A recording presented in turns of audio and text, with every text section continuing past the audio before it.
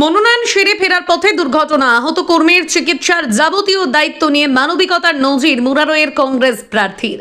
একদিকে যখন ভোটের উত্তাপ বাড়ছে রাজনীতির ময়দানে, ঠিক তখনই রাজনীতির ঊর্ধ্বে উঠে এক মানবিকতার নজির গড়লেন মুরারই বিধানসভা কংগ্রেস প্রার্থী সঞ্জীবুর রহমান ওরফে বাপ্পা।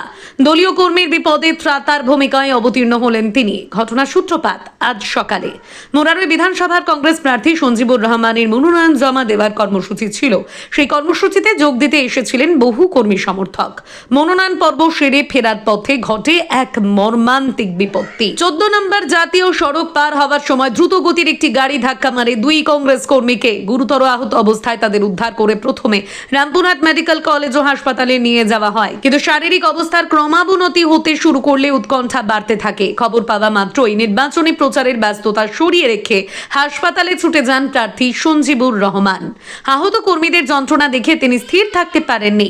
তড়িঘড়ি উন্নত চিকিৎসার লক্ষ্যে তিনি নিজে উদ্যোগী হয়ে তাদের রামপুরহাটের একটি বেসরকারি নার্সিংহোমে স্থানান্তরের ব্যবস্থা করেন। তবে শুধু স্থানান্তর নয়, মানবিকতার এক অনন্য দৃষ্টান্ত স্থাপন করে সঞ্জীবুর রহমান ঘোষণা করেন ওই আহত কর্মীদের চিকিৎসার সমস্ত আর্থিক এবং আনুষঙ্গিক দায়ভার তিনি নিজেই বহন করবেন।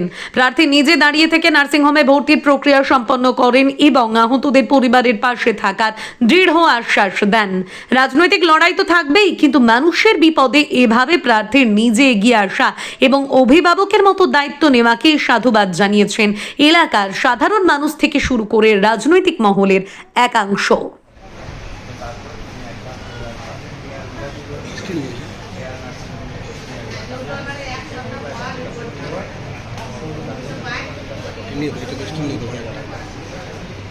সময় আপনি হাসপাতালে কেন, কি কারণে হাসপাতালে? হাসপাতালে এই কারণে যে আপনারা জানেন যে আজকে আমার রামপুরহাটে মনোনয়ন ছিল। মনোনয়ন সম্পন্ন হওয়ার পরে আমাদের সমর্থকরা যারা বাড়িতে ছিলেন তখনই রাস্তাতে দুর্ঘটনা কবলে পড়েন আমার এই একজন ইসলামকে। পরিস্থিতি প্রথমে ঢুকেছিল, কিন্তু সঙ্গে সঙ্গে আমার রামপুরহাটে যারা আমাদের লোকজন রয়েছে তাদের সঙ্গে সঙ্গে আমি পাঠাই। 10 মিনিটের মধ্যে এখানে ওনাদেরকে তারা অ্যাটেন্ড করে এবং প্রাথমিক চিকিৎসা হয়। প্রাথমিক চিকিৎসা সিটি স্ক্যান এবং যাবতীয় যারা গেছে সিটি স্ক্যান করে মাথা পাওয়া যায়, কিন্তু পা ফ্র্যাকচার হয়েছে, পায়ে দুটো ফ্র্যাকচার আছে। এখান থেকে ট্রান্সফার করা হয়েছে। ট্রান্সফার করে আমি যদি এখন বর্তমানে যদি পাঠাই বা কলকাতা যদি পাঠাই, তাহলে আমি পরিবার অনেক সমস্যার সম্মুখীন হতে পারবো এবং সরকারি ওখানে জায়গা থেকে অসুবিধা হবে।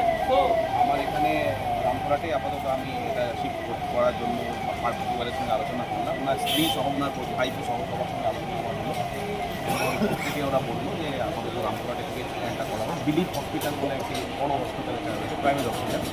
প্রাইভেট হসপিটালের ওনারকে আমি ফোন করেছিলাম যে এখানটাতে একটা প্রাইভেট কেবিন করে আরেক ডাক্তার সহ স্পেশালিস্ট ডক্টর সহ তার ট্রিটমেন্ট আজকে আবার ফার্দার স্টার্ট হচ্ছে। এবার ডাক্তার যেভাবে অ্যাডভাইস করছে। উনি কি কংগ্রেসের একনিষ্ঠ কর্মী? হ্যাঁ, উনি আমাদের কংগ্রেসেরই কর্মী এবং কংগ্রেসের সমর্থক এবং উনি আমার ভক্ত। উনি আমাদের যথেষ্ট শ্রদ্ধা করেন এবং সম্মান করেন। কি নাম ওনার? ইসলাম। কোথায় বাড়ি?